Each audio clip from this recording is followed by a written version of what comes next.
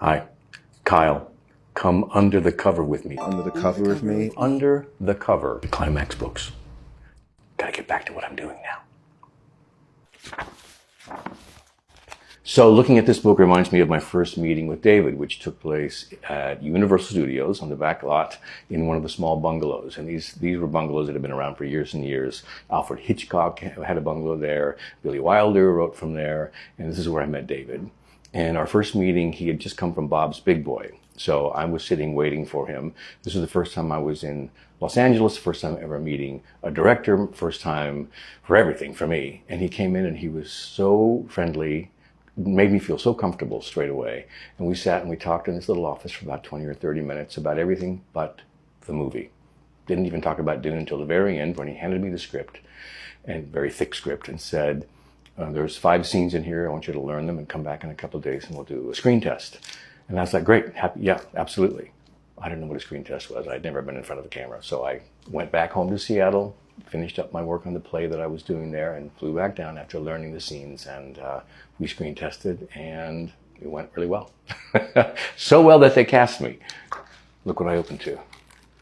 There he is, in the closet, watching things he shouldn't see. This was my second film with David. It was Blue Velvet. It kind of started my career back again after Dune. Dune was not well received when it was released, and I was struggling a little bit, but Blue Velvet kind of put me back on track, and it was David who cast me as Jeffrey. I was forever grateful. So, come on, who doesn't want to kiss Isabella Rossellini, right? Dun, dun, dun. Yes, Dune. This is my original copy. So paperback. I think this is the first edition, and this has seen some mileage. I used to spell my name with an MC. I don't know if you can see that right there. I was given this book by my friend Jim when I was about 14, 15 years old. It took me about 3 times to get past page 60, but once I did, I was all in. And I would read it every couple of years. It was so important to me. And cut to a few years later, I was 23 in my apartment in Seattle, my little one-room apartment. And I got a call on my Panasonic recording machine, saying that they were coming to town to cast for the role of Paul in this movie Dune. One thing led to another, and I ended up doing the first film. So there you go. I wanted to be Paul, so I identified with him so much. He was like my hero. So this book has a very deep place in my heart. This is a very interesting book because it talks about directors and the style and how they dress. And David was so specific. He wore pretty much the same look every day that I knew him. It was a white shirt, collared shirt, buttoned up, and then usually tan pants, sometimes black pants, but tan pants, pleated, black shoes, and then he would often have a black jacket that he would wear over the top. And this was his look for as long as I knew him. But it was very minimal, and he just said he didn't want to waste time thinking about how he was going to dress for the day. He just wanted to get up, and it was very utilitarian. He just said, I'm going to wear this. And then I always know what I'm going to wear. I can think more about what I'm creating that day. So every ounce of his energy went into the creative journey. You can see in some of this book, in particular the one from Dune there, I think, you see him with a white shirt, the tan pants, and he's talking to Francesca Annis and Dean Stockwell on the set of Dune. And he never changed. In fact, I started to dress like him. Where he's so influential, he had such impact on me. And the character of Jeffrey are variations on what David would wear. Miss that man, he's pretty special. I have always been a reader since I was a little kid, and I cut my teeth on the Hardy Boys.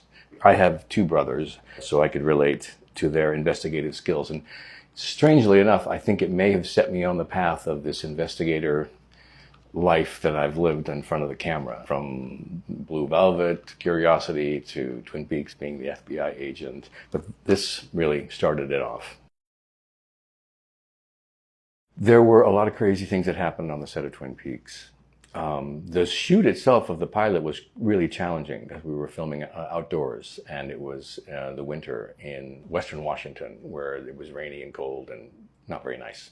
So filming was challenging. But once we got into the studio, then all manner of things began to happen. And one of the craziest moments for me was we were working, and for some reason there was an alpaca that was walking through the set at one moment, and I don't even know why the alpaca was there, but he decided at the moment to stop and look at me in the face as I was talking to Mike Onkeen, and I looked straight back into the alpaca's eyes, and then he continued on through the scene, and I continued on with the scene with Michael, and I knew in my head that if I stopped, this potentially great moment would be lost, so we just kept going with it, and then of course when they yelled cut, everybody broke down in laughter and everything, but just a weird story. Alpacas, what do you know? The people in Japan were so ecstatic about Twin Peaks, loved Twin Peaks so much that the fans would put together these magazines, which I'd heard about, but here I am seeing them for real. I don't even remember where these were taken. Here I am reading a magazine that they gave to me. I have no idea. You just do stuff. When you're in Japan, you just do stuff. One of my favorite experiences was shooting this flamethrower. I got to really shoot a flamethrower. They let me do it. That probably wouldn't happen now, unless you're Tom Cruise, then you can shoot a flamethrower. And then with David Bowie, I remember shooting that in Twin Peaks. That was the Fire Walk with Me, and David was great. My God. This was actually me on tour for Dune, and I remember that sweater.